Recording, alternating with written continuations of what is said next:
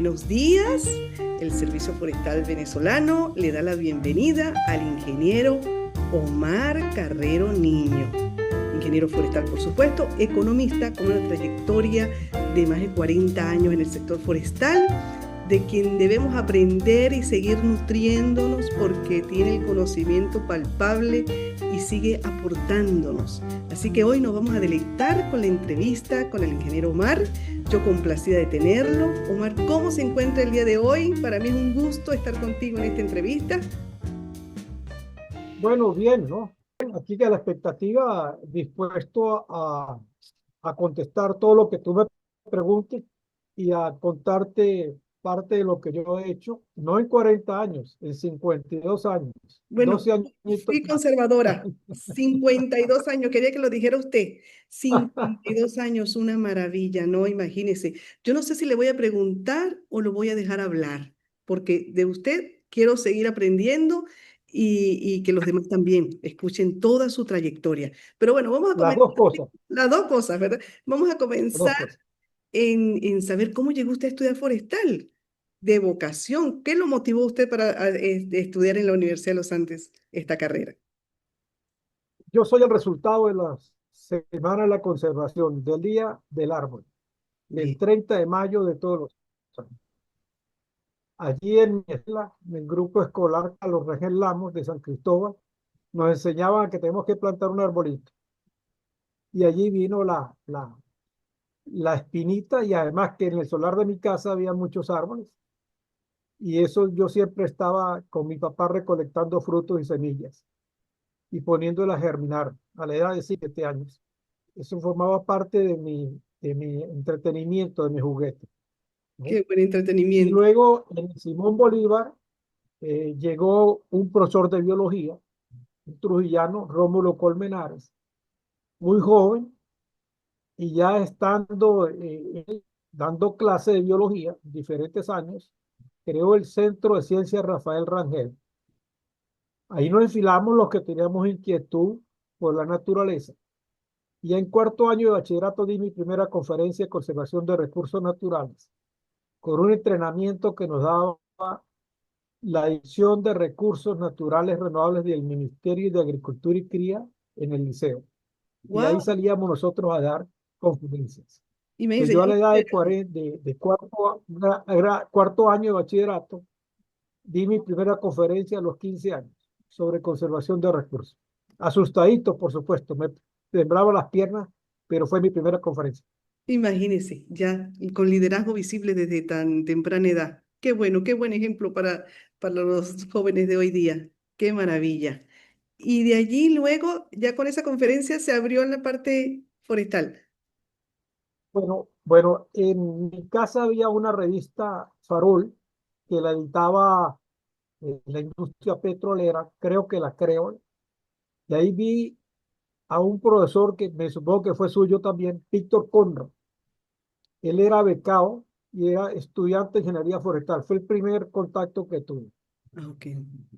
Luego entonces, cuando en San Cristóbal había llegaba mucho humo de parte de Barinas, muchos incendios. Y a mí eso me alarmaba, me preocupaba del porqué de la deforestación. Me preocupaba, pero no lograba entender lo que era la expansión rural, ¿no? El hombre del campo. Entonces, por aparte de incendios, me preocupó y yo dije, seré de medio rural siempre, o médico veterinario, o agrónomo, o forestal. Ok. La central se había cerrado por una estudiantil, estamos hablando del año 67 que yo salí. Entonces, la universidad estaba empezando, no tenía agronomía, entonces dije, me voy para Mérida. Llegué a Mérida, el primero que busqué fue al doctor Paulino Martínez, porque mi papá es muy amigo de una persona que influyó mucho en el doctor Paulino Martínez. Entonces lo fui a buscar, él se me puso a la orden, me preguntó, por supuesto, por esa familia y me orientó cómo irme. Cuando eso uno se escribía en el rectorado.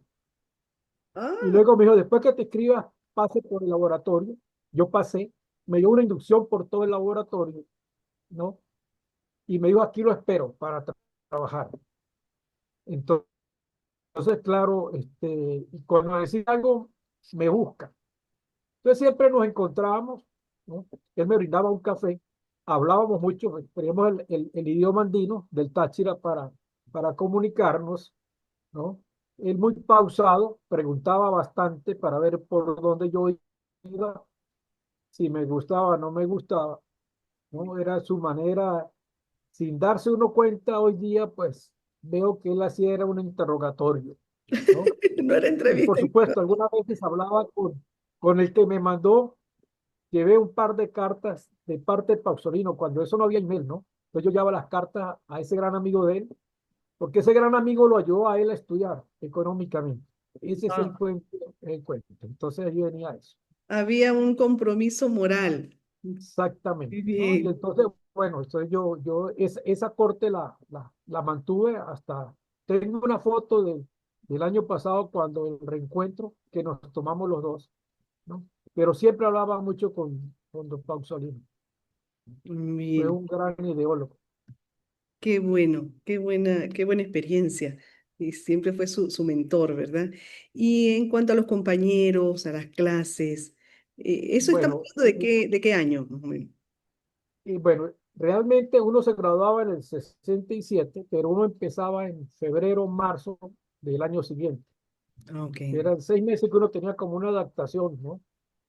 Entonces, yo llego a Mérida y hay algo físico que creo que los forestales no conocen. Creo que tú mismo que tampoco conoces que eres de Mérida. Mi promoción, que empezamos en el año 68, creo que es la primera que empieza donde luego terminó un ciclo básico. Llegando al puentecito para ir a los Chorros de Milla, a mano izquierda, un ciclo básico, que ahí empecé yo a estudiar Sí, en donde está, primer año. donde está Eusifor y donde estaba geografía. No, geografía está más adelante, más Bien, adelante. Esto está más a mano izquierda. Era la primera edificación, esa y después geografía. No existía el forestal donde está ahorita, ni mucho menos la hechicera. ok. Pero forestal empezó en un espacio, en una manzana de una casa muy vieja.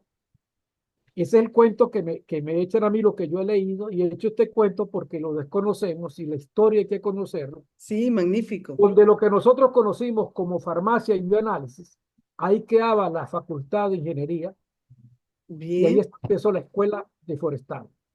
ok, De allí pasó la escuela de forestal hacia el edificio moderno que conocimos, al lado de medicina, ok. por la avenida Don Tulio. Pero luego de allí, este, estuvo la escuela un tiempo y luego en el año 68 empezó en los Chorros de Milla y luego en el año 72 pasó al edificio actual que tenemos. O sea, nuestra promoción estrenó ese edificio y es la primera promoción que sale. Era bellísimo, es bellísimo. Es Hoy bellísimo. día, cuando oigo el cuento que hay filtración, me da una tristeza porque no damos mantenimiento, la universidad no da porque no tiene recursos, pero la infraestructura se nos está cayendo por falta de mantenimiento. Me encontré al profesor Guevara, el Coco Guevara, y él me decía que venía, eso fue en diciembre cuando hubo el reencuentro, en el rectorado nos encontramos, me dijo, vengo ahorita del LABONAC, del laboratorio de botánica que estaba moviendo las muestras, porque les está cayendo una gota y entonces las muestras se van a perder. Imagínate tú lo que es eso era inmanejable, ¿no? Uno no se puede imaginar que eso pudiera ocurrir. Bueno, de ahí salimos nosotros de ingeniería forestal en el año 73. En el 72 no hubo promoción Ok. porque los problemas estudiantiles nos hicieron Larga. desplazarnos. Sí, claro. Nosotros recibíamos clases, empezamos a recuperar materia el 3 de enero, mientras que toda la universidad empezaba a finales de enero, principio de febrero, nosotros empezamos el 3 de enero para recuperar el tiempo.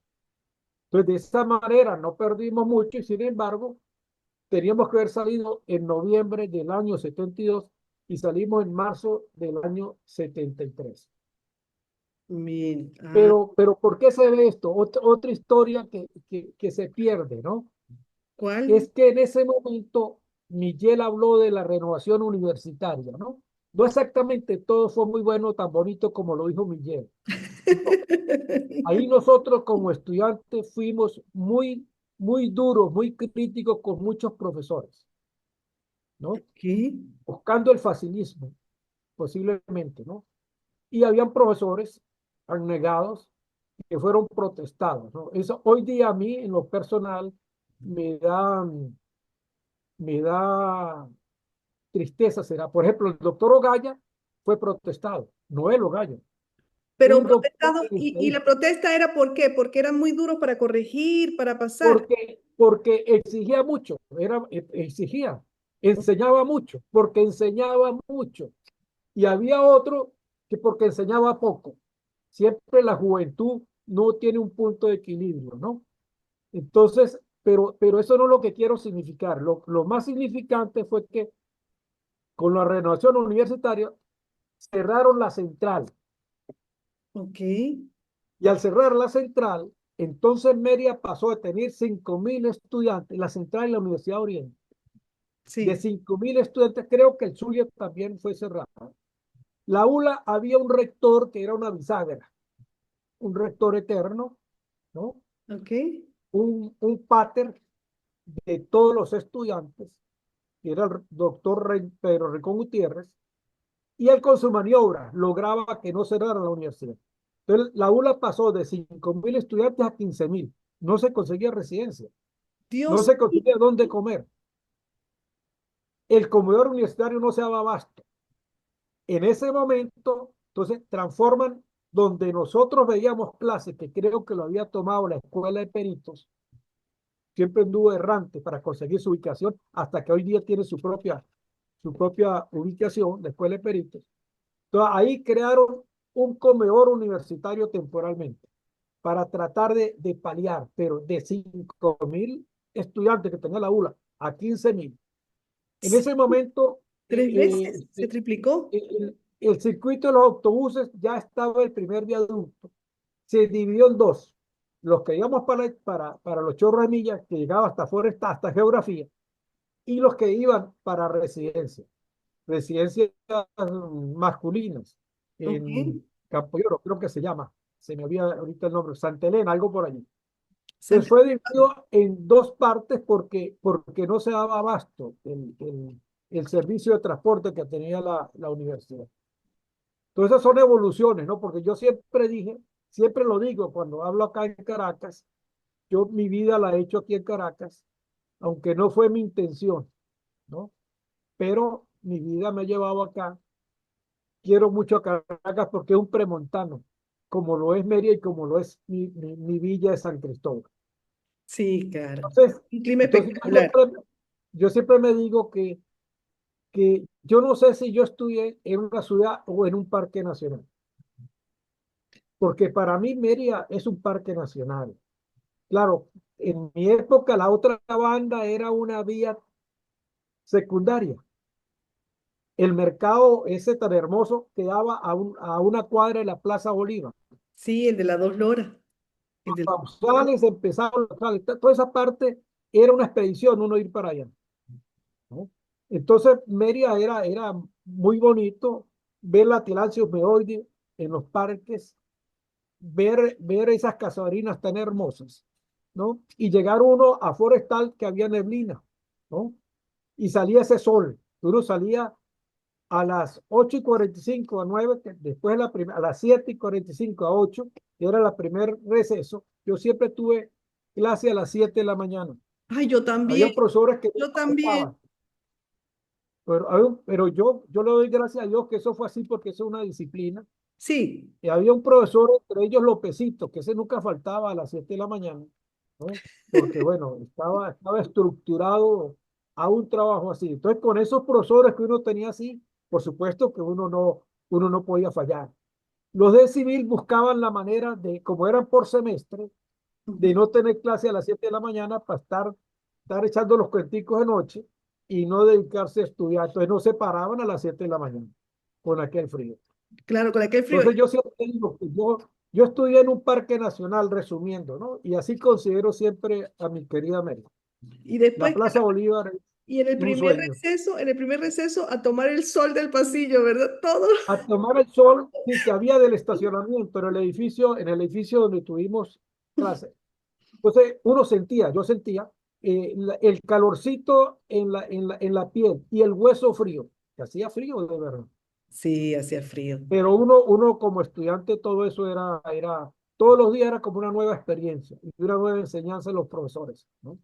Sí, no, Entonces, no había molestia alguna, solo todos íbamos por la misma, por sí, el mismo objetivo sí. de Había aprender. profesores fuera de serie. Había un profesor, pues yo tuve profesores muy buenos, ¿no? O sea, yo le doy gracias a Dios de haber tenido esa batería de profesores que lo enseñan a uno tanto, ¿no? Pero hubo uno que no era forestal. Bueno, a mí me dieron clase en materia exacta, en la física Ujú. y análisis matemático, y me la daban dos españoles que habían venido después de la Segunda Guerra Mundial, ¿no? Ah, Era en matemáticas, en análisis matemático, era el profesor Julio Flores, ¿no? ok. Y luego en física nos daba el profesor Delgado, ¿no? Él tenía una enfermedad que uno no sabía cuál era, y después uno supo que era epilepsia, pero él no se caía. A las 7 de la mañana uno lo asustaba con aquello, ¿no? Entonces salía sosteniendo la tiza, Uy, y a los 3 minutos entraba, sepulcralmente la clase. Pero el segundo año nos dio clase de análisis matemático, un profesor que lo llamaban Sencillito. Era bajito, yo soy bajito, él era más bajito que yo.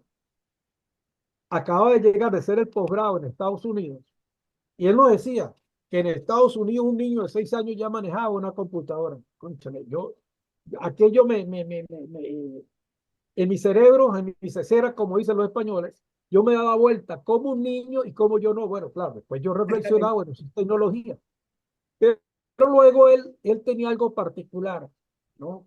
Yo después no lo pude encontrar, le mandaba siempre saludos, creo que él murió, porque él nos enseñaba algo tan extraordinariamente hermoso que yo lo recuerdo siempre. Él dedicaba 10, 15 minutos, los 45 tiempos de la hora de clase, a hablarnos de los problemas del mundo, de Ay, los problemas económicos, qué de bueno. los problemas intelectuales, del problema del desarrollo. Él había sido este, presidente de la Federación de Centros Universitarios, ¿no? Entonces, él nos abría a nosotros el paraguas del mundo, después de Sí. estar uno en la parte forestal que es tan técnica, tan especializada, pero él nos abría esa ventana y nos proyectaba. Y a mí eso me parecía extraordinario. Lo vengo luego, cuando estudio economía, a Ujú. valorar mucho de cómo un profesor dando análisis matemático nos abrió el camino hacia el pensar del desarrollo económico y social de los pueblos, la tecnología, ¿no? Del crecimiento de los pueblos, él como ingeniero civil, de la comunicación, ¿no? De las vías férreas, de la parte de la vía. En fin, era una belleza de oír uno aquello. Muy exigente. En el resto de los 30 minutos era muy exigente, porque eran profesores que tienen que ser así. Yo creo que en la enseñanza hay que enseñar y nosotros como estudiantes o el alumnado pues tiene la función de aprender, ¿no? No hay otra manera. Sí, claro.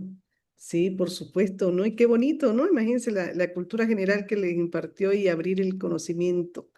Sí, y la resolución de problemas, ¿no? Y también a valorar lo que teníamos, que era una belleza de ciudad y todos vivíamos en ese mundo forestal.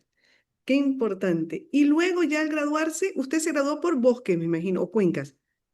Sí, en la época nuestra realmente salíamos integrales. Eso fue una gran discusión en la renovación universitaria, ¿no?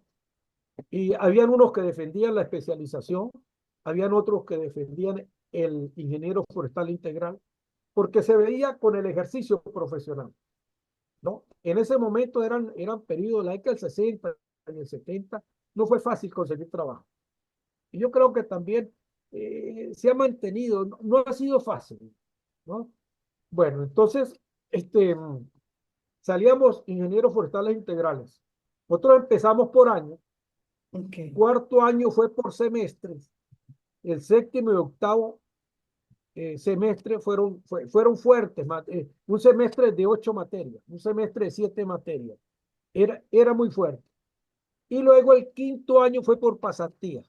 Wow, pasantía que no daba tiempo a nada, porque eran trabajo, trabajo y trabajo y trabajo.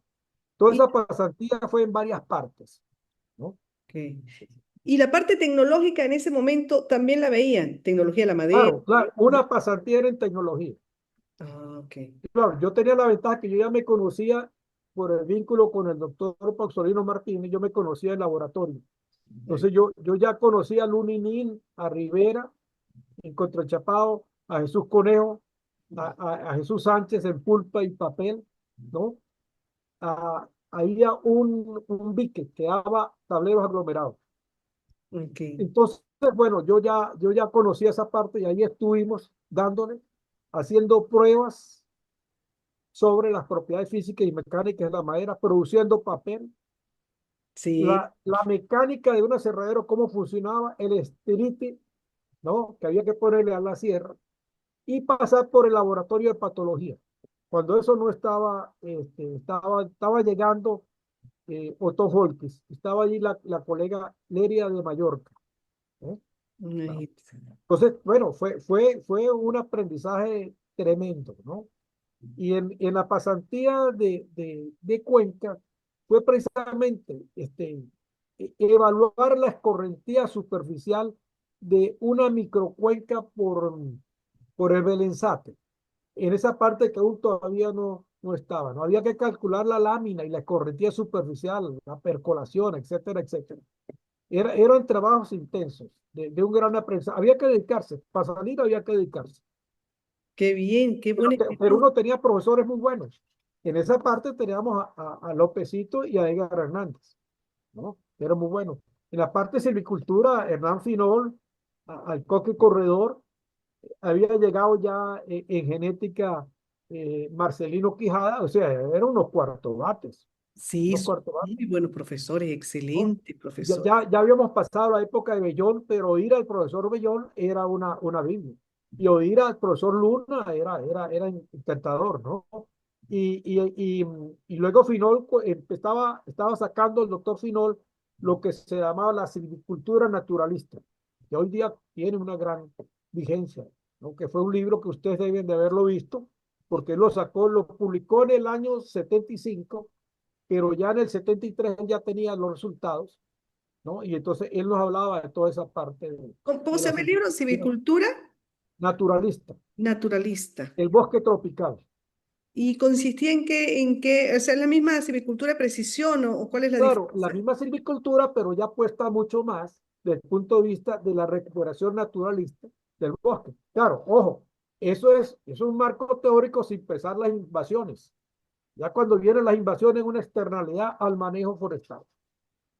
Ya. Ajá, interesante. Pero luego tú me preguntabas cuando empecé. Yo empecé a trabajar en el año 73. El 23 de mayo de 1973 a las 8 de la mañana estaba sentado en un escritorio en el piso 9 de la Torre Norte del Centro Simón Bolívar en la Dirección de Recursos Naturales Renovables. Ya Wow. había hecho yo el pedimento del cargo. Ajá. El director era un profesor de la ULA de hidráulica, la segunda generación después de Lópezito. Él después no volvió a dar clases, Ok. que se llamaba, él murió también, Carlos Claverí Rodríguez, el papá de este tenista que fue tan famoso. Ah, Y ok. luego, y de adjunto, estaba Oscar Armando Porra, muy amigo de Pausolino Martínez, de Rubio también, muy exigente. Entonces, allí empezó, me dieron 5 volúmenes de Proyecto Ben 05 para que hiciera luego un informe de qué se trataba en eso y me dieron una semana para hacer ese informe. Cuando eso no había computadora, había que hacerlo todo a mano para dárselo a una secretaria que lo tipeara. Porque él quería, o sea, yo me supongo que él anda buscando a ver cómo está este nuevo ingeniero, porque realmente yo me iba becado para hacer economía forestal en la Universidad de Syracuse. Ok. Yo tuve profesor tutor, que era un profesor de la facultad, Jenny Petrichev, que fue el mismo curso que había hecho Víctor Andrade. Entonces yo iba porque estaban empezando las plantaciones para tener el economista que impulsara desde el punto de vista económico las plantaciones. Entonces la beca no salió, la Ay, beca no salió. Vinieron las plantaciones. Yo me meto a estudiar economía en el 75. Yo estuve manejando las estadísticas de que ya llegué. Me gustaron las estadísticas. Las estadísticas de la economía estaban vinculadas. Sin cifras no puede uno dar un análisis exactamente. económico, Claro. ¿no? Entonces, empecé a trabajar mucho en estadística. En el 75 vino un decreto 975 que paralizó las explotaciones madereras en el estado Bolívar. Porque ya venía la preocupación, estaba la represa de Gure, venía la preocupación. Cuando eso la minería era minúscula, minúscula completamente. Entonces, yo sacando las estadísticas en el año 75, si se sacó el decreto que paralizaba las explotaciones, cuando yo veo las estadísticas que hay mayor producción de madera que el año pasado. Entonces, estaba de director el doctor Viloria. Ok. Entonces, que había sido mi profesor en política, legislación y administración forestal. Entonces yo pido audiencia, yo tenía un jefe, pero yo pido audiencia para hablar con el profesor. Entonces, él me dice, después de las 6 de la tarde, y no terminaba a las 5 de la tarde. Bueno, yo me quedé allí esperando. Y efectivamente, el término pasó por mi escritorio.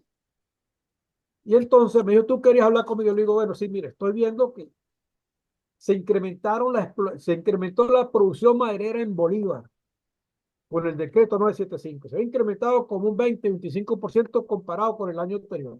Eso no puede ser. Digo, bueno, esas son las cifras que están dando, que venían de las cifras estadísticas de las guías de movilización de madera en rolas. Wow. Ok. Bueno, entonces esto no puede ser, pero la alarma completa. Sí, claro. Alarma completo, convocan al director de región y al jefe cuando esos eran distritos. Creo que estaba Bernabé González, Yajuri, en Bolívar, sí, claro. Bueno, ¿qué es lo que pasa allí? Bueno, empezaron las teorías. Había un director, un jefe de explotación, doctor Armando Lozano Otero, de Rubio también, que Ujú. era un genio en conocer fechas, decretos, resoluciones y con un conocimiento de la administración forestal y la ley forestal para arriba y para abajo y la constitución. Entonces, bueno, el análisis, ¿qué pasa? Bueno, vino la conjura de que posiblemente este, fueron permisos que quedaron rezagados y que la gente empezó a sacarlo, en fin, etcétera, etcétera. Al año siguiente se crea una comisión de seguimiento. En esa comisión de seguimiento formo yo parte. Entonces yo ya me incorporo, además de mi función, en la parte política y legislación, que ha sido mucho, lo cual me formó y creo que trabajé muchas cosas. Luego vino el decreto 1472 que modificó el 975. ¿Por Ajá. qué?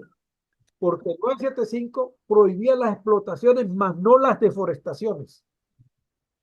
Y Ah, la deforestación con fines agropecuarios era un deslave tremendo. Entonces, bueno, ese decreto hizo ahí una comisión, siempre estamos evaluando qué era lo que pasaba, y ahí vino la preocupación de rescatar los últimos relictos de bosque que quedaban en Bolívar. ¿Cómo hacerlo? Entonces creamos con otros colegas que estaban allí unas normas simplificadas para planes de manejo fuera de reservas forestales. Porque decíamos que no puede ser aplicar las mismas normas en una reserva forestal que en un área afuera. Entonces, así sale el lote boscoso San Pedro. ok. Y también otros lotes boscosos que salieron sucesivamente. Era la manera de proteger de permiso, porque no había cómo prácticamente frenar los permisos anuales y la deforestación. Entonces salieron varios lotes boscosos que han cumplido a mi modo de ver una gran función. Entonces ya me involucro yo más en la parte de política. Es cómo orientar para hacer planes de manejo que vengan de una forma más sensata. y cómo paralelamente empezar a hacer plantaciones forestales. Ya estamos hablando de política, una visión de política, una visión de desarrollo, que fue lo que siempre hacíamos. Y yo con toda esa información estadística que hacía, en el año, tengo aquí algo para que te dije que te lo iba a mostrar. Bien. En el año, esta es una revista de la Sociedad Venezolana de Ingenieros Forestales, que sacamos revista, porque paralelamente entro a jugar un rol en los boletines de la Sociedad Venezolana de Ingenieros Forestales a impulsarlo. Aquí está mi primer artículo, la industria forestal en Venezuela. Wow. Con los datos estadísticos, pues yo tenía Bien. la información. Entonces, pues simplemente yo empecé a escribir. He escrito mucho sobre la industria forestal en Venezuela por haber tenido esa formación, por manejar las cifras estadísticas y a la vez también por el abastecimiento de productos forestales, porque los permisos anuales nos hicieron un gran daño en el desarrollo forestal y de la profesión también. Y, Y no hablemos de las deforestaciones. y en ese tiempo eran anuales y no podían ser clausurados. Bueno, es que se frenaban, pero a nivel nacional seguía. Entonces, quisimos ampliar que el manejo forestal, y mi teoría era que el IAN debería dedicar sus tierras que habían sido transferidas al manejo forestal y agroforestal. Pero el IAN no era fácil el manejo, porque el IAN transformó en un negocio vender la madera en pie. El INIAN era, Era un ingreso, ¿cuál era la? era un ingreso, Ajá, sí, claro. era un ingreso que tenía el Instituto Agrario Nacional vendiendo la madera en pie, pero allí había algo. Al IAN le habían transferido es las tierras y no el vuelo forestal. Acuérdate que en economía forestal Sí, hubo una diferenciación entre el y suelo bueno, y el vuelo. Entonces yo decía, pero es que el vuelo no fue transferido. Bueno, eso fue una lucha que salí yo luego. En la década del 90 yo todavía no logré que se impusiera ese criterio. Entonces, todo eso me fue llevando. Voy impulsando las estadísticas forestales. En el año 75, 76 sacamos el primer anuario estadístico. Pues yo le digo al doctor Viloria, nada hacemos con esta información estadística si no la damos a conocer. sí, por Si supuesto. nosotros conocemos tener aliados, alguien tiene que evaluar también, no solamente nosotros. La facultad, la sociedad, los madereros, etcétera, etcétera, precios de madera, viveros forestales, ¿no? Etcétera, etcétera. Entonces sacamos el anuario estadístico forestal. Y así sacamos un anuario estadístico que te lo quiero mostrar. El primero lo perdí, ¿no? El primero lo perdí. ¿Qué lo hice? Bueno, se me extravió entre tantos papeles que tengo acá. Se me extravió el anuario estadístico del segundo año, ¿no? Entonces empezamos a sacar los anuarios estadísticos. Luego viene el ministerio. En esa época viene una opinión pública de cómo mejorar la gestión, porque todo lo malo que le pasaba a la naturaleza era culpabilidad del sector forestal. Eso fue una cruz a cuesta que cargamos los profesionales. No había manera que era la ampliación Navidad, de la frontera agrícola. No había manera que era el urbanismo, sino que eran los forestales que explotaban la madera a per se. claro. Entonces, bueno, se creó el Ministerio del Ambiente, así con esa visión. Yo era jefe de la división, era sección de economía.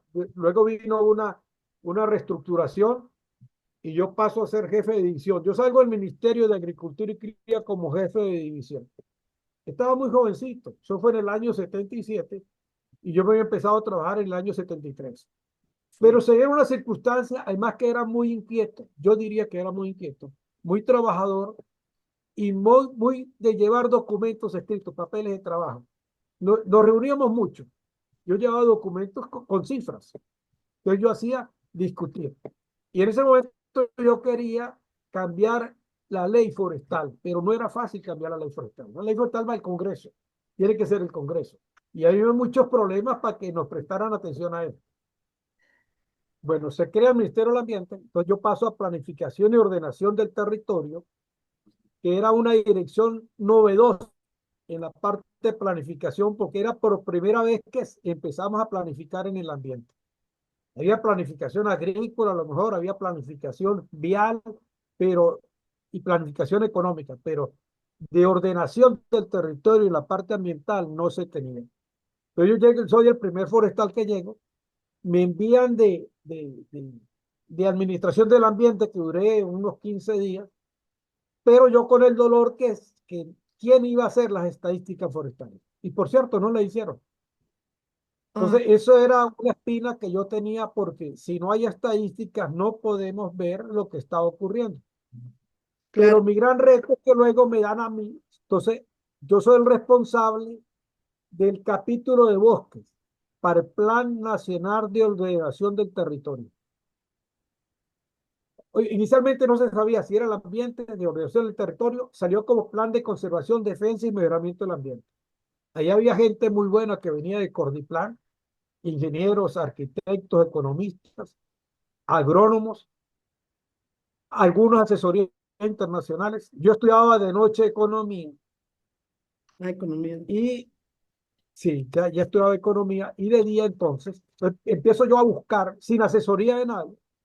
Por ahí algunas veces hablaba con el doctor Luis Enrique Rodríguez Poveda, pero una planificación como tal no se tenía, una visión. Algunos documentos de agricultura y cría y del Banco Central, de recopilación global. Pero yo tenía mucha información porque era lo que había hecho yo recabar. Además que tenía unos peritos forestales en reservas forestales y otro en viveros, que eran una Biblia, ¿no? El de reserva forestal había trabajado en el B05, él tenía toda la información de reservas forestales en gavetas, eran en archivos. Y luego el perito forestal de la segunda, tercera promoción, Carlos Miguel Rábago, tenía todo lo de viveros. Y también Rodríguez Galindo, que era el ingeniero forestal de plantaciones forestales, ¿no? Y luego también estaba Juan Díaz, que era en plantaciones forestales. Y había un señor Irragorri, que era en deforestaciones. Pues bueno, yo lo que hacía era buscar información, buscar información, buscar información para armar mis cosas. Visito todas las reservas forestales, visito todo el país, trato en que, ¿cómo hago yo entre estudiar de noche y quería a veces tener el poder, pero no? Entonces lograba cuadrar cómo hacía para no perder clase. Nunca me gustó perder clase. Y luego, bueno, armando las cosas, habían reuniones todos los martes sobre el avance del plan, donde cada cabeza focal iba dando el avance y las dudas que se tuvieron y los enfoques. Yo iba y todo lo que yo decía a la gente le parecía una maravilla. Entonces, bueno, yo lo estoy haciendo muy bien. Eso me daba, por supuesto, confianza. Cansa, claro. Y yo seguía. Bueno, para hacer el cuento corto, salieron dos tomos, tomo uno y tomo dos del capítulo de bosques para Ujú. ese famoso plan, ¿no? Eh, Escrito, manuscrito y luego una secretaria pasándolo, ¿no? Y con Sí. los gráficos, con un dibujante, etcétera, etcétera. Allí, además de la parte de bosques, hablo de las áreas de régimen de administración especial, en especial los parques nacionales. Y luego, áreas para plantaciones forestales, con fines industriales, con fines protectores y de uso múltiple. Ya estaba CONARE. Siempre tuve yo buena relación con CONARE, buenos amigos. Gonzalo Arellano, que usted lo debe conocer, que estaba en CONARE. Sí. Entonces, estaba Francisco Sala. Yo tenía información fresca por donde ellos querían hacer las plantaciones. Y yo lo que hacía era agarrar esa parte, ampliarla a lo mejor y insistir que esas eran las áreas para un desarrollo forestal, en plantaciones forestales. La parte de cuencas yo no me metía porque estaba la dirección de cuencas, que era teóricamente la encargada de hacer esa parte, ¿no? Y que por supuesto era la mejor época de Cuenca. Bueno, todo ese tiempo va pasando, luego empezamos a hacer, terminamos ese trabajo. Entonces, ¿dónde están los bosques? No se sabía. Había un mapita del doctor Bellón del año 60 a 4 millones. Y sistemas ambientales se está trabajando a 250.000. Entonces de ahí sale, vamos a hacer el mapa de vegetación. Entonces empiezo a reclutar gente. La primera que recluto es a Diomira Barrios y a Sí, Jesús Márquez. ok. Recién Son dos, graduados. ¿no?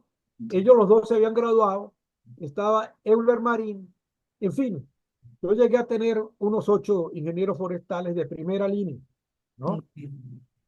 Nos asesoraba el doctor Bellón en una parte y el doctor Rodríguez Poveda en otra parte. Y venía uno que era Eduardo Ara de investigación, que se encargó de hacer la parte de caducifolía. Hicimos a nivel nacional dónde están los bosques caducifolios basados en el balance hídrico. O sea, eso es inédito, eso no se tiene, ni se ha bajado más los niveles que a mi modo de ver se debería de hacer. Hicimos el mapa de vegetación en 20 meses y paralelamente iba el mapa de uso actual agropecuario por sistemas agrícolas y el informe, pero planimetrar cada unidad cartográfica. No teníamos planímetros, eran con planímetros, pero era el ministerio, un ministerio de lo posible, donde cada idea se potenciaba. Entonces yo empecé a buscar en ingeniería, los ingenieros civiles en construcción que tenían planímetros y me prestaron teóricamente 15 planímetros. Entonces, en la mañana se planimetraba con 15 estudiantes de la central entre geografía y civil los mapas de vegetación y otros 15 en la tarde para planimetrar los mapas del uso actual agropecuario por sistemas agrícolas. Cada unidad cartográfica se medía 3 veces y se sacaba el promedio. Estaba empezando a llegar una mesa digitalizadora, pero no daba tiempo, había que hacerlo rápido. El caso es que hubo un cuento tremendo porque cuando terminamos de hacer los mapas, ya había que cuadrar a la superficie del país, Sí, claro. ¿no? O sea, no podemos más ni menos, había que cuadrar. No he hecho los secretos cómo cuadramos porque no fueron muy ortodoxos, que digamos. Bueno, el caso es que después cuando vamos a entregar los planímetros, sobró un planímetro. Sobró un planímetro de 15, 16 planímetros que había. Nadie era el dueño de ese planímetro. Entonces yo lo entrego a bienes y servicios.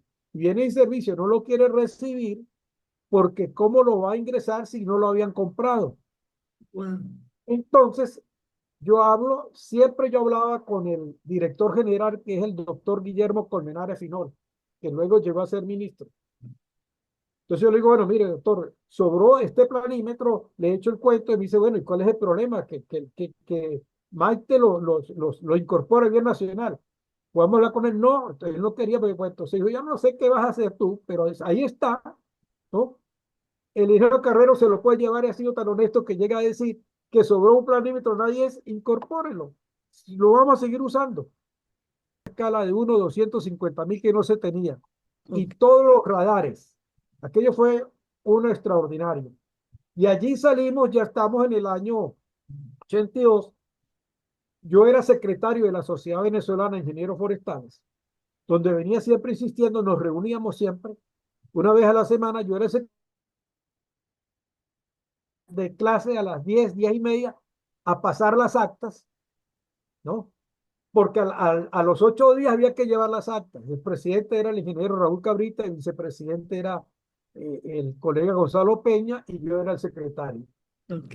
Bueno, y yo estaba soltero por buena suerte, si no era imposible hacer todo eso. Entonces, llegan las elecciones. Entonces, por supuesto, se hacen dos planchas. Yo encabezo una plancha, la plancha mía raza, con la gente con área a la cabeza, y yo pues ya era yo conocido a nivel nacional. Y entonces viene una junta directiva que trabajamos mucho. Incluso llegamos, te voy a mostrar algo que saqué acá, extraordinario. Llegamos a crear una fundación que permitía captar recursos. La Fundación José Francisco Torres Moreno. Bien. Hacíamos unos cursos de silvicultura, el manejo silvicultural. Lo hicimos en Chaguarama. Cuando eso no había, nos llevamos los profesores Y la experiencia, no había experiencia del manejo de plantaciones, experiencia real, con datos reales.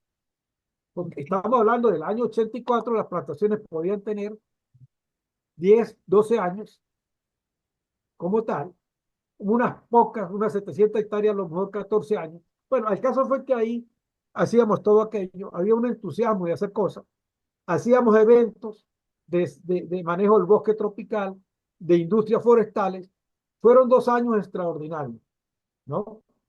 Y con proyección logramos que el Premio Nacional de Conservación se le diera al doctor Luna, logramos que algunos profesores se le dieran la orden Henry Pittier. A mí me dieron la orden Henry Pittier en segunda clase, Eso leí en tu siendo currículum. presidente de la sociedad, por tanto impulsar las plantaciones, porque llegaba un momento en el cual no había dinero para hacer las plantaciones, era CONARE ya. No, no, ya era CONARE, que se creó en el año 75, no estaba todavía Proforca. Proforca se crea en el año 86. ¿Y en qué año fuiste presidente Del año 82 al año 84. Yo Proforca? duré 2 años, podía haber seguido, pero yo no quería, primero, que era un trabajo intenso, y segundo, porque siempre pensé en la generación de relevo, en nuevas personas, nuevos pensares que avanzaran en esta meta tan interesante que es la acción gremial. Hubo elecciones en el año 83 que ganó Lucinchi. Sí. Hicimos un documento precioso. Nos reuníamos cada 8 días en la Sociedad de Ingenieros Forestales, en un espacio en el Colegio de Ingenieros, unas 30 personas.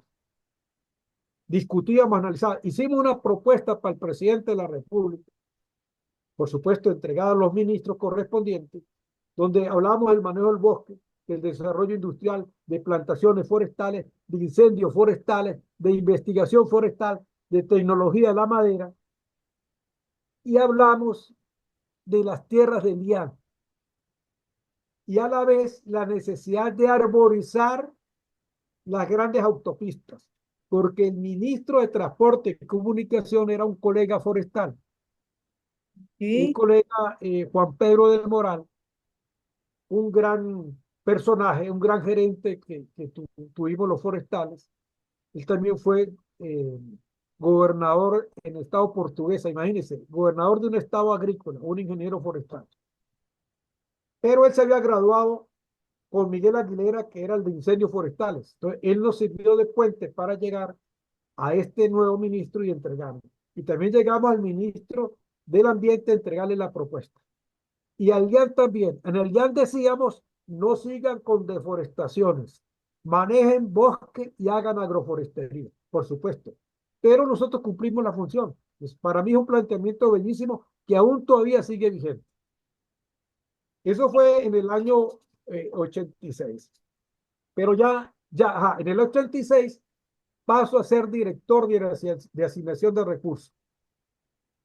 Yo diría que en POA pasa Guillermo Colmenares Finol a ser ministro del Ambiente y pasa a ser ministro del Ambiente, sí, y de director de Administración del Ambiente pasa el ingeniero Evaristo Martínez.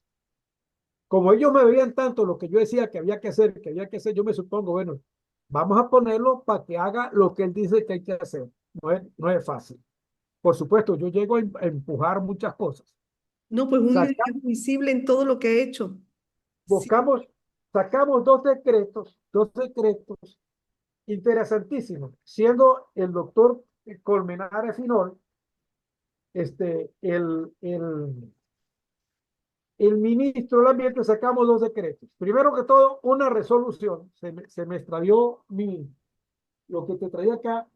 Una resolución que tenía que ver con que la madera proveniente de plantaciones forestales no se martillara. Tú te puedes imaginar, tú estando en Maciza, que estuviera cada troza Sí, claro. martillada.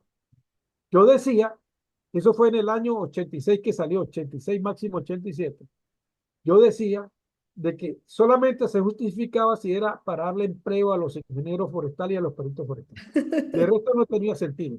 Entonces sacamos una resolución, la entendió el doctor Evaristo Martínez, la entendió el ministro del Ambiente. Sacamos una resolución que los productos provenientes de las plantaciones forestales fuera de reservas forestales porque estaba aquello de la teca, el ticoforo. Claro. No se requería. Entonces, de esa manera se liberó Proforca de martillar la madera.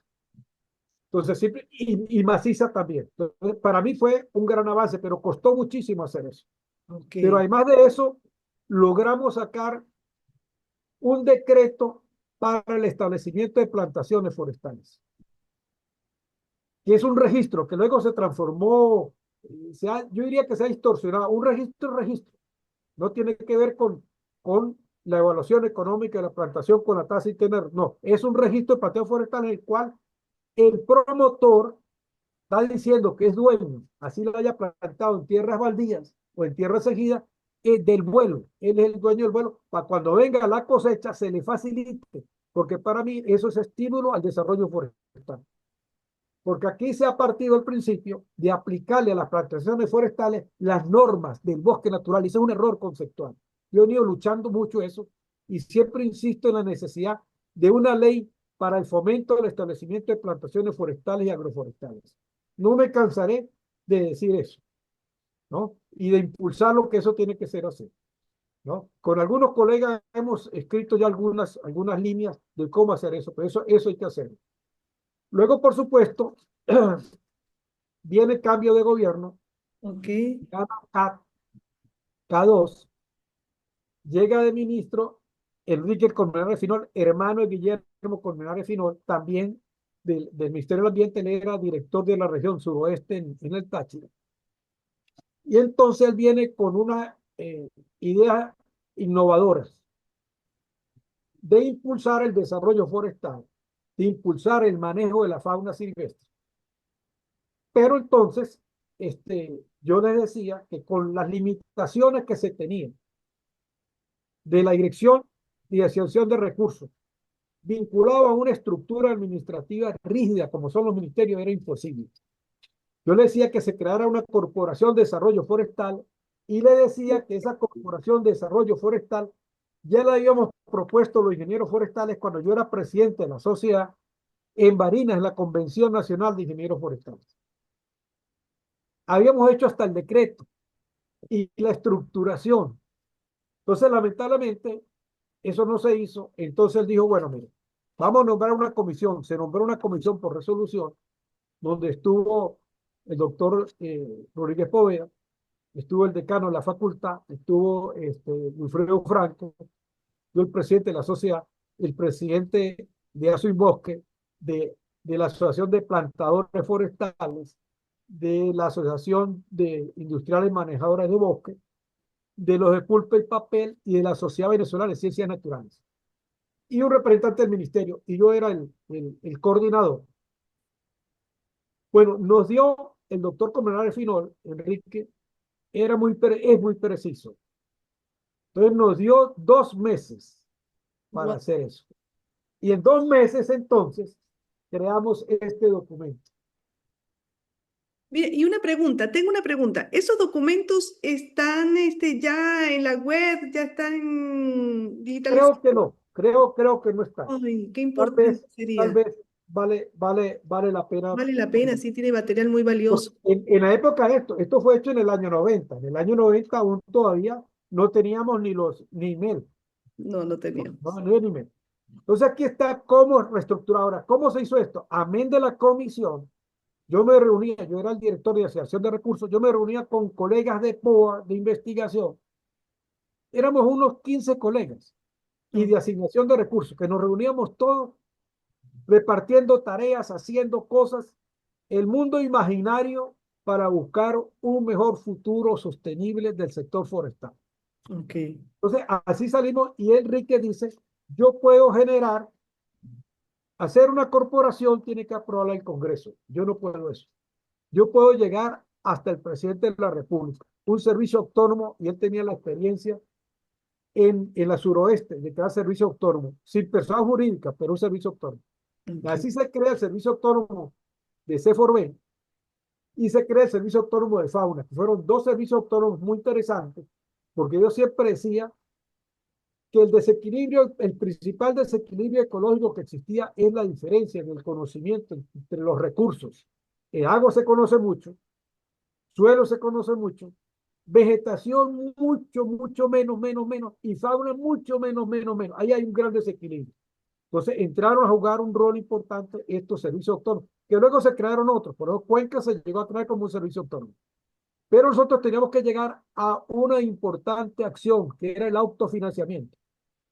Paralelamente a esto, veníamos trabajando en impulsar el manejo del bosque guayano, y así incorporamos varias unidades de manejo en Imataca y en San Pedro al manejo forestal, y también algunas de la parte privada. Hato la Vergareña, allá en Bolivia. Si usted le dimos, no puede hacer permisos anuales, no puede forestar, si quiere productos forestales, porque tiene bosque privado, usted puede hacer es el manejo de ese bosque, puede ser plantaciones forestales y agroforestal, y así lo hizo. Lamentablemente esa empresa fue expropiada, pero ahí había un ejemplo interesante del manejo múltiple, diría yo, de la tierra, el uso múltiple de la tierra en un fondo privado. Pero sí, y allí donde... impulsamos luego, vinieron decretos en los gabinetes ambientales.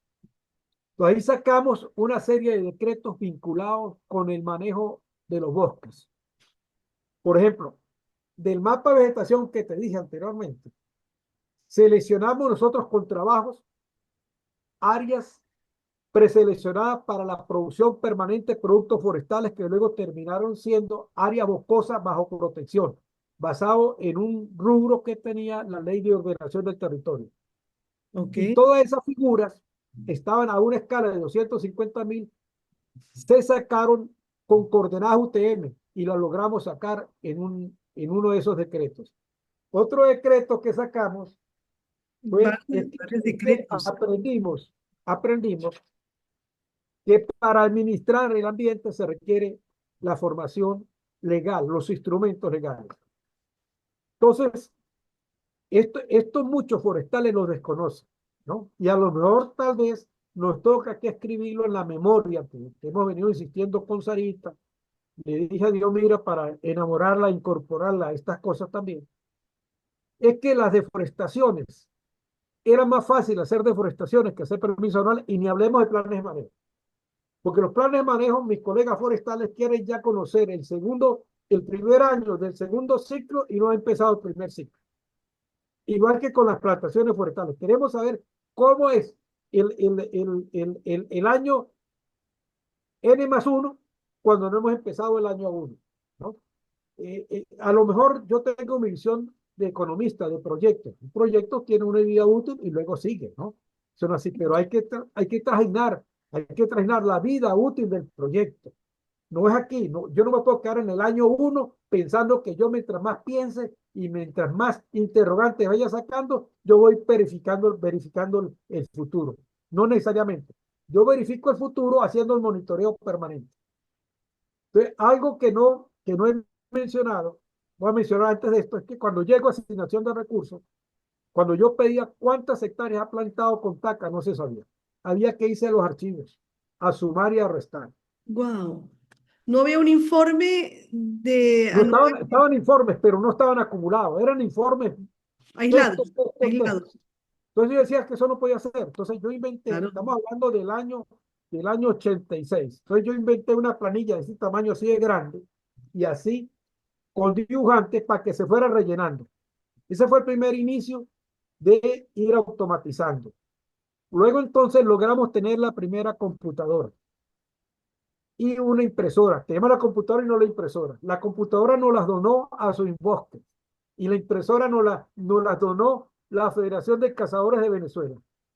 De esa manera, con un colega, Edgar Bustamante, que salió todo un experto en computación y en sistemas, en informática. Entonces, ¿cómo hacer para mejorar esto? Con él retomamos las estadísticas forestales, ¿okay? Que luego se formé en las públicas. Me vuelvo yo a encontrar con esa tarea retrasada que se dejó retrasar, y yo la pongo al día, empujando la necesidad de empujar las estadísticas forestales.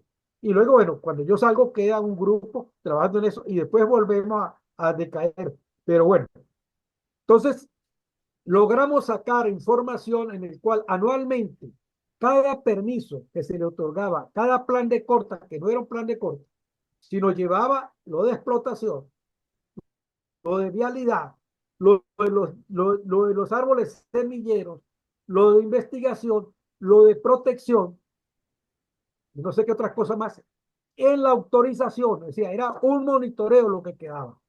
Y luego ya empezamos a manejar mapas. Hoy día, con las herramientas que hay, pues por supuesto debe ser muy fácil. Pero con todo aquello, Contaca, cuando cierran a Contaca y Emalca, cierran las concesionarias, hay cerca de 30.000 hectáreas de plantación. Y tú que trabajas en plantación, 30.000 hectáreas Es es bastante. una masa considerable. Que yo siempre he dicho, ¿qué pasó? ¿Qué pasó? ¿Por qué esas 30.000 hectáreas, si se le otorgó a los campesinos, a los invasores, ¿por qué no fue la semilla que hoy deberíamos de tener 60, 90.000 hectáreas? Si no te costó nada a ti una hectárea, tú la aprovechas, tú me plantas dos y Es- tuviéramos 60.000 hectáreas. A ver, si tú me plantas 2.5, 3, tuviéramos 90.000 hectáreas y tú eres el dueño, porque a mí lo que me interesa para incrementar el Producto Territorial Bruto es que me haga plantación. Después vamos a hablar de Producto Territorial Bruto Forestal, ¿no? Que fueron enseñanzas que yo me propuse, ¿no? La necesidad de generar cosas que para mí eran como vacíos, y ¿no? no, Que y se, que son de gran valor y que hoy día, pues, de gran valor. entonces, Realmente. entonces, hablando con el director de explotaciones forestales, yo le digo, nosotros tenemos una gran deficiencia, es que el que deforesta no me está plantando, y esto no puede ser. Ojo, pero esto viene de toda la vida. Entonces, esto no puede ser. Bueno, sí, pero es que la ley no obliga, la ley no obliga. Entonces, vamos a legislar. Entonces, yo invento un reglamento parcial de la ley forestal de suelo y agua en repoblación forestal. ¿En qué año? ¿En qué año más o menos ese decreto? Eso fue en el año más o menos 91, 92. Aquí está. En el 91. Muy bien. Pero sacar eso, porque Sí, había resistencia, ¿no? claro, por Entonces, supuesto. yo cuando veía resistencia, yo aplicaba una gerencia. Al que yo veía que más me prestaba atención y me seguía lo que decía, me lo traía a trabajar conmigo, Ujú. a producir el documento que luego se discutía. Porque tú te puedes imaginar, yo tenía tiempo para pensar, pero para ponerme al blanco y negro no tenía tiempo. Pero yo tenía gente muy buena. En Ceforventa había un plantel de gente profesional joven de primera línea. Estaba Diomira en primera línea, estaba Oscar Noguera, William Rondón, Antonio Rodríguez. Tenía un abogado muy bueno, ¿no? Y estaba se me olvidó el nombre de Jesús, el colega él desapareció también. Y había debajo de ellos, había luego gente excelentemente buena, gente joven, pero con el deseo de salir adelante. Y entonces yo los estimulaba que tenemos que ser así. Y de esa manera sacamos nosotros entonces que los permisos anuales, por cada árbol que me explota o tala, se debe plantar 8 árboles. Ajá. Ok. La deforestación de vegetación alta y media, hasta 15%, ¿no? Si la pendiente es hasta 15%, 10% del área total intervenida, me la tiene que plantar. Bien. Con pendiente entre 16 y el 30, el 12%. Y con pendiente entre 31 y el 50, el 15%. Pero ahora viene ¿dónde? Porque también se había generado algo que era la obligación sustitutiva. Yo nunca creí en la obligación sustitutiva porque no se hacía la plantación, sino se diluía el ingreso. El ingreso siempre estaba vinculado con la participación fiscal. Ok. Y la participación fiscal fue otro reto que la vida me puso en mi camino profesional, ¿no? Fueron retos tras retos tras retos. Y el pensar, y por supuesto también tener a los jefes míos que creyeron en mí. Y eso me hizo que yo logré avanzar. Entonces creamos lo que es el bosque estadal. Ok. El bosque Está, estadal. ¿Y era porque la está cantidad por ciudad, por estado? por cada área administrativa, eran como 360 áreas administrativas. La idea era que cada jefe de área se da permiso para deforestar, así sea 1 hectárea, media hectárea, se va a plantar y usted se retire del ministerio, es decir, yo ayudé a crear ese bosque de 30 hectáreas. En otra área, yo ayudé a crear ese bosque 50, de 15 hectáreas. Eso motivó mucho al personal. Lamentablemente no terminamos porque nosotros no administramos las tierras baldías ni del IAN. Hoy día del Qué lamentable que no se y dio. por y Interesante. es cierto, o sea, porque no es fácil, había que seguir un seguimiento. Este decreto a mí todavía está vigente. Esto todavía sigue. Era una manera de impulsar las cosas. Pero esto se presta tanto. Aquí están bases legales del sector forestal en materia de plantaciones forestales. Estos fueron todos los decretos que logramos sacar. ¿Y qué fue? Había uno hasta de financiamiento. Y había uno de dotación de tierras. De dotación de tierras, ¿no? Pero por supuesto, no logramos porque las tierras las tiene el IAN. Tú conociste a la gente del Grupo Soledad, Sí. conociste al doctor Sisto Periche. Bueno, el doctor Sisto Periche luchaba, y él me decía, amigo, yo le decía, pero doctor, es que yo no tengo la gobernabilidad sobre las tierras baldías o las tierras del IAN para venderle o darle incómodo 60.000 hectáreas. Por eso es que yo decía no tanto. Por eso es que yo hoy día sacamos un decreto para plantaciones forestales que vienen del proceso de ordenación del territorio, está contemplado en el plan de ordenación del territorio y además de estar en el plan, sacamos un decreto que son áreas para plantaciones forestales de uso múltiple. Son cerca de 9 millones de hectáreas que yo sigo luchando, insistiendo que esas tierras se deben transferir a un instituto autónomo que es el planteamiento mío de desarrollo forestal. Y ese instituto autónomo va a generar un banco de tierras, porque le transfieren esas tierras. Y Nora Bracho quiere plantar, ¿cuántas hectáreas quiere Nora Bracho? Quiere 50, 20.000 hectáreas, 5.000 hectáreas. Yo se las doy un comodato, o Claro. yo se las vendo. Pero busco una salida. En este momento no se tiene. Pero te voy a mostrar algo acá. Yo, yo en mi vida profesional y personal, yo me planteé desde muy jovencito, desde que hice el primer artículo, que yo anualmente tenía que escribir un artículo y publicarlo. Y en el peor de los casos, tenerlo yo mismo y darlo a los amigos míos, ¿no? Ok. Como se hacían tantos eventos en la sociedad o tantos eventos en el ministerio, yo siempre llegaba con mi ponencia. Ponencia en distintas categorías del manejo del desarrollo sustentable del bosque.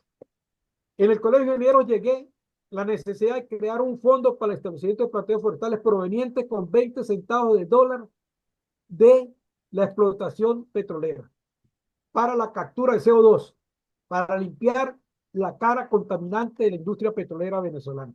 Yo me he paseado por todas esas partes. Frustrado no me siento. He hecho planteamientos porque la gobernanza no está en mí.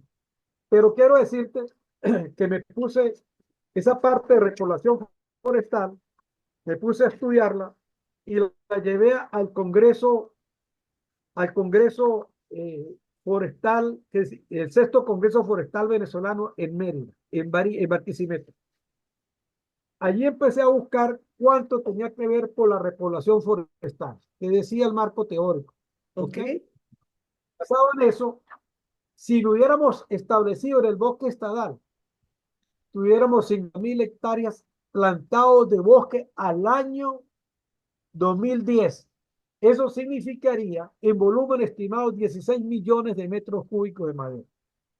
Puedo estar equivocado, que si yo puse 10 metros cúbicos por hectárea y por año, o que si debería haber puesto 12, debería haber puesto 18. Eso no es importante. Lo importante es el fondo, que hemos dejado de tener un bosque plantado por ese concepto.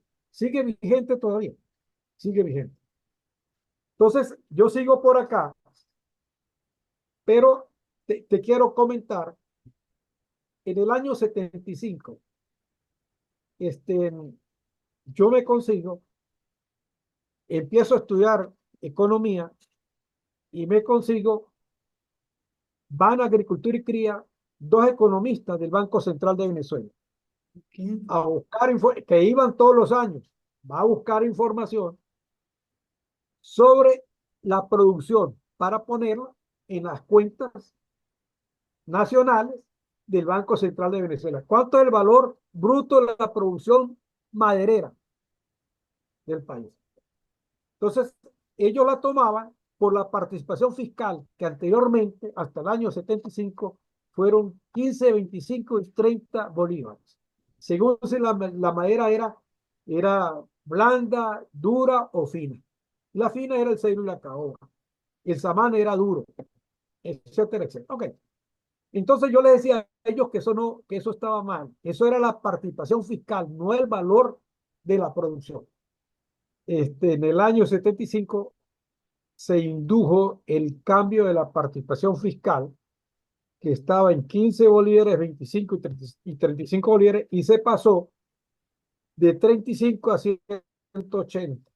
Sobre todo el saquisaqui, que era madera media. O sea, eso fue una lucha tremenda, pero hubo una postura firme del director de Recursos Naturales, el doctor Vilori, a la propuesta que nosotros hacíamos. Y ahí logramos, pero eso estaba vinculado también, además del valor de la participación fiscal, al 15% de repoblación forestal que tenía que ir para una administración de viveros forestales. O sea que era una necesidad, ya había quedado rezagado. Y luego, con el valor bruto de producción con el Banco Central de Venezuela, se indujo que entraran en contacto con las concesionarias, más o menos llegar a un estimado basado del precio del mercado de madera cerrada, costo de madera cerrada, beneficio del aserradero, costo del transporte para llevarlo al aserradero, hasta poner a nivel de patio principal dentro de la unidad de producción. Entonces, de esa manera, ese sí era el verdadero valor de la madera, que es distinto al valor del bosque. Ya en ese momento veníamos con la lucha, porque yo les decía a ellos que un parque nacional tiene un alto valor. Estamos hablando del año 75, ¿no? O sea, pero eso no era entendido completamente, porque hoy día tenemos los servicios ambientales que ayudan a orientar aquello, y luego las deforestaciones hacían caer el pensamiento que uno quería imponer. Bueno, luego seguimos nosotros en la gestión pública, que no fue nada fácil. Llegamos al año de CEFORBEN, el año 90, 91 de CEFORBEN, en el cual, como era un servicio autónomo que tenía que generar sus propios ingresos, no tenía sentido que el ministerio, CEFORBEN, pagara a sus técnicos cuando tenía que pagar por ese servicio de inspección y supervisión para dar el permiso, lo pagara la empresa. Y así lo hicimos. Eso no fue fácil, costó mucho, pero fue un ingreso para CEFORBEN que logramos luego reinvertir en repoblación forestal, amén de ese bosque estadal que decíamos que no se logró cumplir exactamente, pero sí cada jefe de área tenía que buscar proyectos para hacer plantaciones forestales. Y así hicimos plantaciones.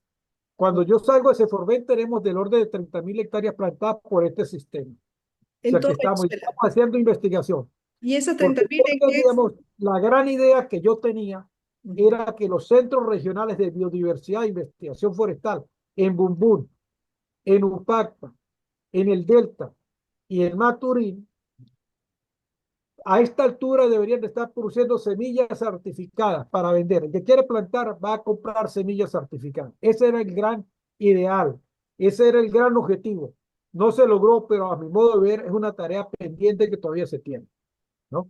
Pero me voy a referir, porque el tiempo va pasando, al programa de recuperación de Tecoporo y Caparo, que en el Chac siempre ha sido bastante, si se quiere, polémico, por decirlo menos, ¿no?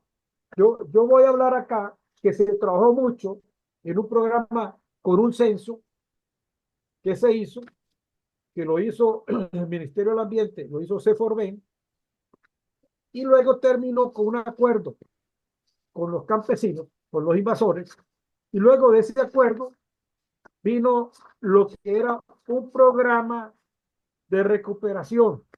Ese programa de recuperación estaba vinculado con una serie de subprogramas, que era a mi modo de ver, era precioso. Programa de recuperación, plantaciones forestales intensivas, por sus metas y sus objetivos en cada unidad de producción, en cada predio, en cada unidad invadida. Sistemas agroforestales, se había negociado cuánto de cada superficie. Educación ambiental, que eran programas de apoyo, educación ambiental, investigación forestal, vigilancia y guardería. Estamos pidiendo allí crear el cuerpo de guardabosques Ajá. para nosotros tener función también de poder armar expedientes y llevarlos a la fiscalía, que eso no lo podía hacer y no lo puede hacer el ministerio. Luego tenemos un programa novedoso que era incorporar a los invasores que ya habían plantado a un proceso manufacturero y entrenamiento en el uso de la madera. Es decir, llegar a una especie de carpinterías que tuvieran ingresos. Era incorporación. Y luego el manejo del bosque natural que todavía quedaba. Permisiones administrativas, control y seguimiento. Entonces, esto lo teníamos nosotros. Aquí está un gran resumen. Lo que estoy diciendo no es cuento. Y aquí trabajaron no menos de 20 colegas. ¿Okay? No se Pero ve el además de nombre. eso, el nombre es Programa para la Recuperación de la Reserva Forestal de Ticoporo y Caparo. Ok. ¿Okay? Pero esa recuperación de Ticoporo y Caparo se extendía más allá. Por ejemplo, recuperamos la cuenca del Socopó como un beneficio de la sociedad de Socopó y Bombún, que bastante han visto a ingenieros forestales pasar hacia la reserva forestal. Pero luego entonces se creó la ley, aquí hay la ley de exposición de motivos, una ley programa. Bien. El ministro Adalberto Gabaldón decía que por fin había visto que los forestales sacaban un proyecto. De pronto tenían razón. Ya estaba el primer proyecto que era el de Proforca, pero este era vinculado al bosque natural. Era una ley programa a 7 años renovable que quedó aprobado cuando yo salgo del Ministerio del Ambiente, quedó aprobado por el Congreso de la República como una ley programa. Aquí te muestro la producción entre plantaciones intensivas y sistemas agroforestales. En el año 25 iban a producir 759.432 metros cúbicos.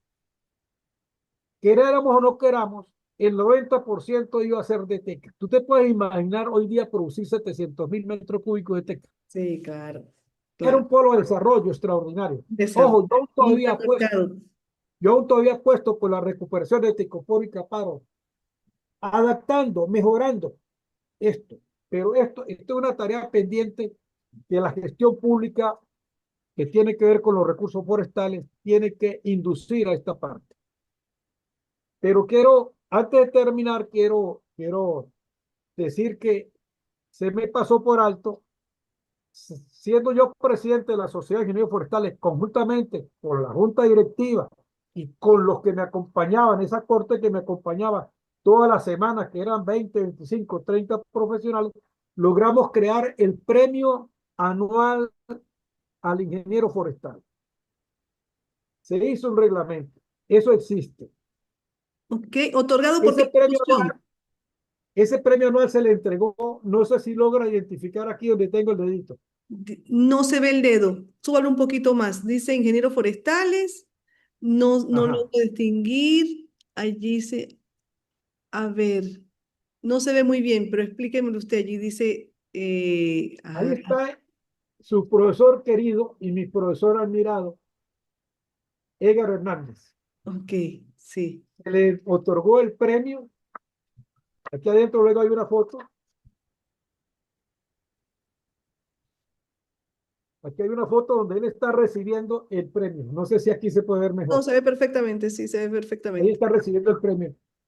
Sí. Porque nosotros creamos en el año 1983 el año de la información y divulgación de la ingeniería forestal, Wow. para precisamente dar a conocer, Bien. ¿no? La ingeniería forestal, la organización gremial, creo en la organización gremial, como una expresión de participación, de ideas, de principios, de ética y de formación del ingeniero forestal con una visión integral que permita el manejo sustentable de los recursos forestales del país.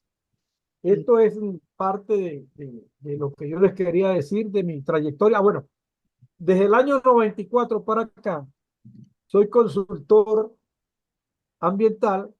Tengo una empresa que se llama Consultores Inforeco, Ingeniería Forestal, Economía y Ambiente, ¿no? Bien, Eh, donde he trabajado en algunos aspectos forestales, netamente, en algunas consultorías internacionales, pero básicamente con el sector eléctrico en la parte que tiene que ver con plantaciones forestales, perdón, con líneas de transmisión eléctrica.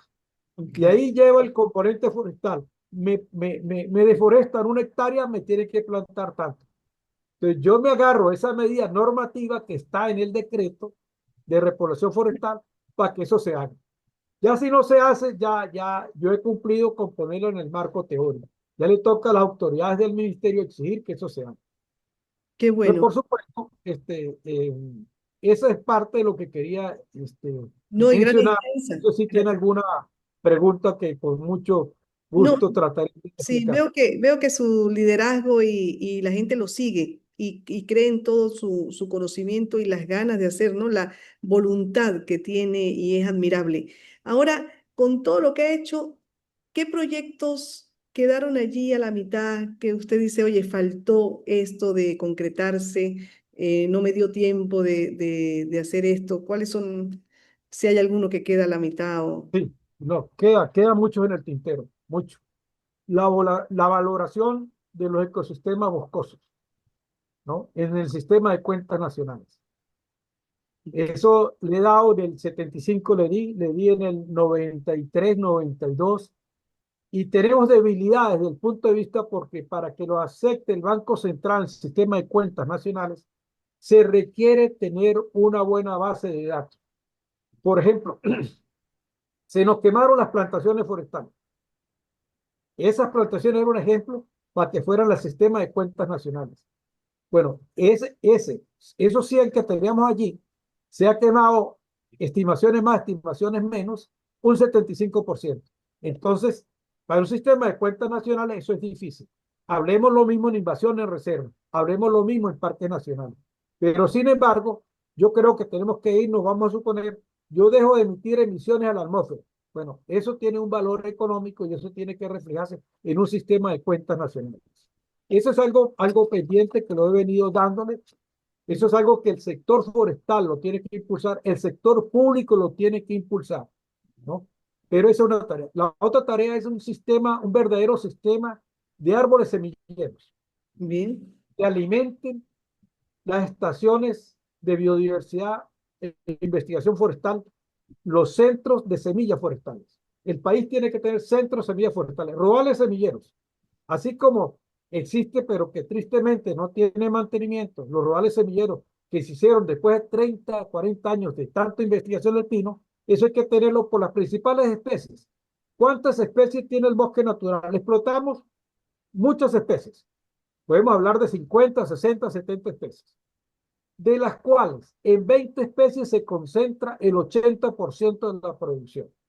Entonces, en esas 20 especies tenemos que tener nosotros mejoras genéticas.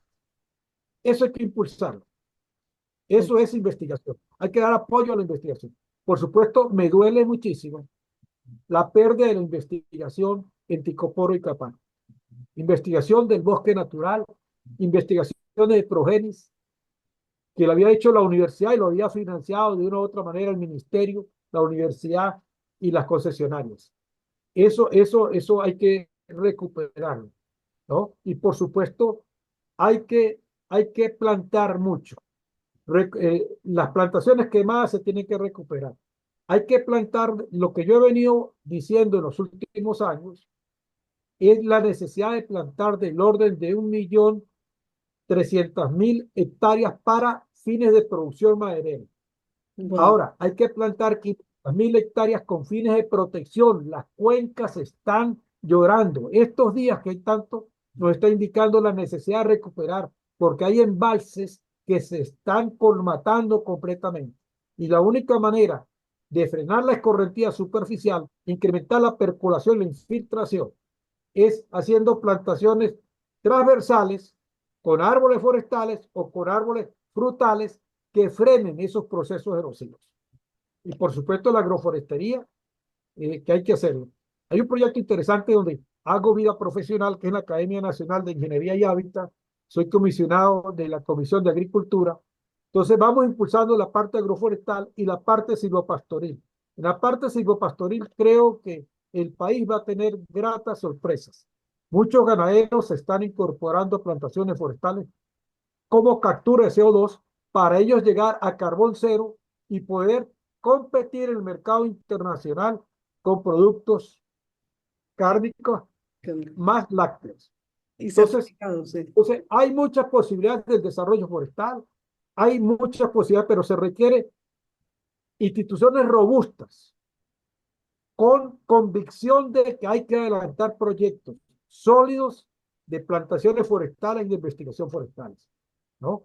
Y hay que estimular, hay que darles confianza al sector privado.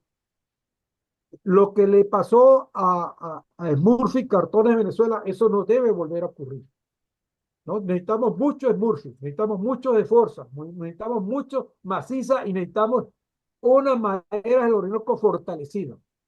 Y algo que a lo mejor, no sé si tú lo conoces, tenemos un déficit de más de 200.000 hectáreas de eucaliptos con fines de producción de carbón vegetal para la industria siderúrgica.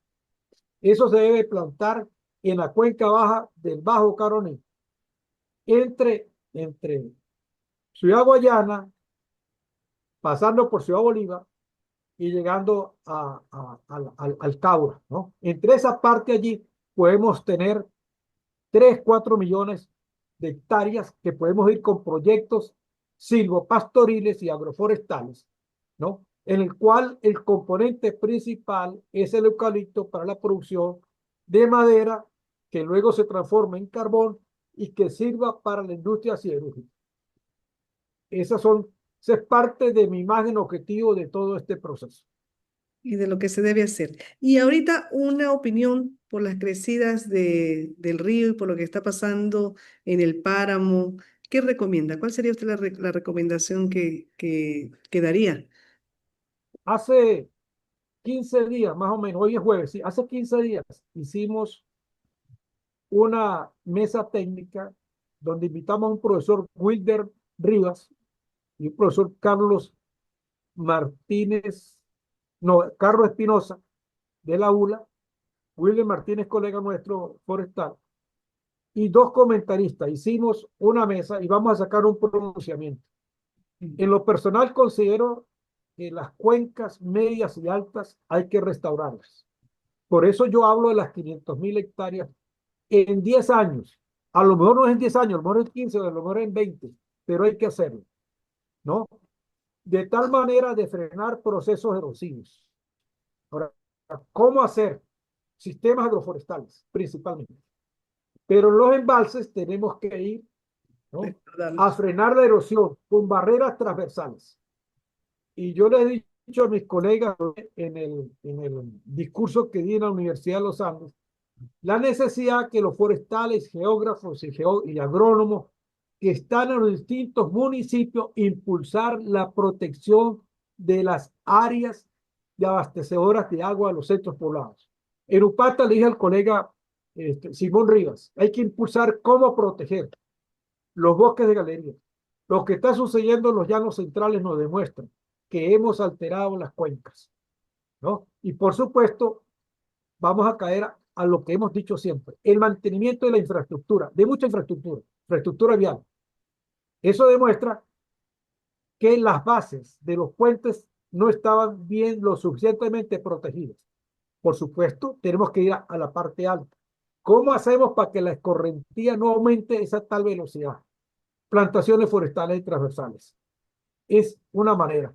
E incrementar la infiltración y la percolación. ¿Cómo hacerlo? Haciendo plantaciones. El sistema radicular cumple esa alta función y la copa nos va a ayudar a que sean una esponja para absorber y no soltar inmediatamente esa agua. Tenemos una gran tarea, los forestales por delante, pero hay que hacerlo con dedicación con impulso, que los organismos públicos entiendan que esto hay que hacerlo. Ojo, cuando empezamos a hablar del manejo de cuencas como un área integral, estamos hablando del año 70 con el Ministerio del Ambiente, está muy bien. Pero yo vi en ese momento que disminuyeron lo mucho o poco que estábamos haciendo en repoblación forestal. Y me decía el colega Rodríguez Galindo, que pasó a ser el jefe de repoblación forestal en el manejo de cuencas, es que no podemos pensar que es hacer plantaciones todo. Bueno, eso se lo creí yo durante 20 años, 25 años, 30 años a lo mejor más años. Hoy día no es fácil manejar una cuenca, lo tengo que ver de aguas servidas, Claro. manejo de disposición de desechos, las áreas de expansión urbana, etcétera, etcétera. Pero lo que olvidamos completamente es que la cobertura arbórea no se puede eliminar a cambio de nada. Por el contrario, hay que incrementarla. Entonces, ¿cuánto es el factor por cada 2 hectáreas que yo dedique a un cultivo? ¿Cuánto debo de tener de protección? Eso es un trabajo inmenso que nos toca ingeniárnoslas como ingeniero forestal, como ingeniero ambiental, para buscar mecanismos de protección. Ese es un gran reto, entre muchos retos que nos toca. Sí, señor, y gran trabajo que nos toca, pero nos preocupa y nos duele porque es nuestra profesión, es nuestro ambiente, nuestro país y nuestra comunidad. Y ojalá que sí se puedan juntar muchos conocimientos y somos una red grande de profesionales dispuestos a trabajar, ¿no? Y a colaborar, siempre y cuando se pueda y se dé la oportunidad. Bien, para culminar, ¿qué mensaje le daría a los profesionales que están hoy ejerciendo? Y también a los que desean estudiar esta profesión y que la están eligiendo en este momento? ¿Cuál sería su mensaje? Pero primero que todo, que para estudiar forestal tienen que amar la profesión, tienen que amar la naturaleza. Tenemos que tener esa sensibilidad, que es con algo que tenemos que usar racionalmente, pero tenemos que devolver lo que anualmente le estamos extrayendo. A los estudiantes, que se formen de lo mejor. A mis queridos profesores, los cuales les tengo una admiración profunda, a los que me formaron, a los que siguieron y a los que están. En situaciones adversas como las que tenemos en el país, es difícil, pero tienen que seguir empujando la formación, ¿no? A las autoridades de la facultad, mi reconocimiento y admiración por haber formado tantas generaciones. Y a mis colegas que ya son conocedores, hay que seguir luchando, hay que empujar muchas aristas. Esto es una gran arista. Las plantaciones, el manejo del bosque, la tecnología de la madera, la agroforestería, la investigación, las estaciones de semillas, etcétera, etcétera. Y luego, pues tenemos que formarnos de la mejor manera para poder llevar. Pero hoy día tenemos muchas herramientas. Y las discusiones con diatribas, yo creo que eso, lejos de impulsar, es como una debilidad. Yo creo que acá tenemos que, mi gran mensaje a mis colegas forestales y a los peritos forestales y técnicos es: tenemos que ser más gregarios, unificar más criterios e impulsar y hacer planteamientos, deseando que las autoridades presentes y del futuro tengan un compromiso de cómo mejorar en cada momento la formación de los recursos humanos, ¿no? Los programas y proyectos y el financiamiento a cada uno de estos proyectos, y que la política no sea el factor dominante, sino que tiene que ser el conocimiento y el manejo sustentable de nuestra riqueza natural. Bien, magnífico mensaje, muy asertivo en esta época en la que estamos viviendo. Y sí, señor, amar la profesión y tener pasión por lo que se hace. Y bien, Omar, muchísimas gracias por su tiempo de gran aprendizaje. Tus amigos forestales te mandan un gran abrazo y te estiman muchísimo, respetan y admiran porque se siente esa pasión forestal que no cambia, que por el contrario nos motiva a seguir trabajando y a lograr que nuestra profesión pues se mantenga y dé valor agregado a nuestro país. Muchísimas gracias. Déjame terminar porque no he agradecido, Perdón. la paciencia en oírme todo eso, ¿no? No, Eso era magnífico, para mí pues de gran aprendizaje. agradecer a Sarita que agarró esto como forma de vida, ¿no? Lo que le falta de tamaño le sobra de convicción forestal a nuestra querida Sarita. Bien, Y a Denis Rosales, mi agradecimiento por seguir luchando en esta causa común que tanto necesita el país. La unión está la fuerza y siempre remando hacia una misma dirección para ser más eficiente. sí, señor. No, Dios me lo está muy bendiga. bien esto y de gran aprendizaje para todos, que estas exposiciones o entrevistas las vean todas las personas que, no forestales, sino de cualquier gremio, porque son muy inspiradoras en todo lo que se ha hecho y lo que se quiere hacer. Y bien, me despido por acá. Un gran abrazo. Muchísimas gracias por tanta enseñanza y por darnos motivación cada día de ver su capacidad para recordar y encaminar a las personas. Le deseo mucho éxito, que siga dando conocimientos y sus aportes sean valiosos para nuestro país. Un gran abrazo, espero que tenga un buen día y muchísimas gracias por esta entrevista. Muy agradecida. Bueno, hasta luego, adiós, que esté muy bien, ¿eh?